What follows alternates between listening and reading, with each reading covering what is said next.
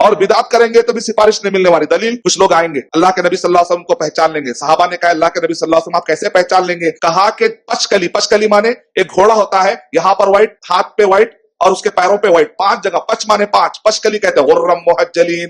5 جگہوں پر ایسا وائٹ رہتا ہے، ایسا لگتا ہے روشنی آ رہی. کالا گھوڑا ہے یا چاکلیٹی رنگ کا گھوڑا ہے اور اچانک وائٹ آتا رہتا، وائٹ ہوتا اس کے اندر روشنی ہوتی ہے، اس کو کہتے ہیں غرم محجلین. اور ایسا گھوڑا عرب کے پاس سب سے زیادہ قیمتی گھوڑا ہوتا. تو اللہ کے نبی صلی اللہ علیہ وسلم نے کہا قیامت کے دن جو وضو کرنے والے نمازی لوگ ہوں گے جب وہ آئیں گے تو ان کے 5 ایریا چمک رہے ہوں گے، کیونکہ وضو میں کیا کرتے ہیں؟ ہاتھ دھوتے، وضو میں پیر بھی دھوتے ہیں، نیچے کے قدم اور چہرہ بھی دھوتے ہیں. کتنے جگہ؟ 5 مین جگہ. تو کہتے ہیں یہ آدھا چمک رہے ہوں گے، اس کا مطلب وضو کرنا ہے. وضو کرنا مطلب نماز پڑھنا ہے، نماز پڑھنا ہے مطلب طہارت کا رہنا. مطلب نماز کی پابندی کریں گے تو آدمی خالی وضو کر کے سو جا رہے، نماز کو نہیں آ رہے. کیا بولے تو وضو تو کام آتا، ویسا نہیں ہے. نماز وضو سب ملا جلا ایک سسٹم ہے پورا، اس کا ایک سسٹم بتایا جا رہا ہے. تو اللہ کے نبی صلی اللہ علیہ وسلم نے کہا قیامت کے دن میں وضو کے آثار کو دیکھ کر اپنی قوم کو پہچان لوں گا، اپنی امت کو میں پہچان لوں گا.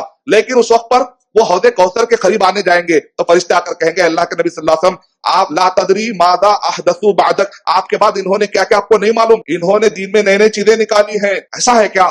سحقا سحقا لمن غیر دین بعدی، تباہ ہو جاؤ یہاں سے، دفع ہو جاؤ، میرے بعد تم نے میرے دین کو بدل دیا، یہاں سے تم تباہ ہو جاؤ. تو آج جو عیسائی عقیدہ رکھ رہے ہیں مسلمان بھی وہ عقیدہ رکھ رہے ہیں کچھ بھی کر لو. اس لیے بعض لوگ شعر پڑھتے پکڑ لے خدا تو بچا لے محمد. اگر پکڑ لے محمد تو کون چھڑاوے؟ ایسا کچھ بھی نہیں ہے، ایسی بات نہیں. اللہ کا مقام ہمیشہ اونچا.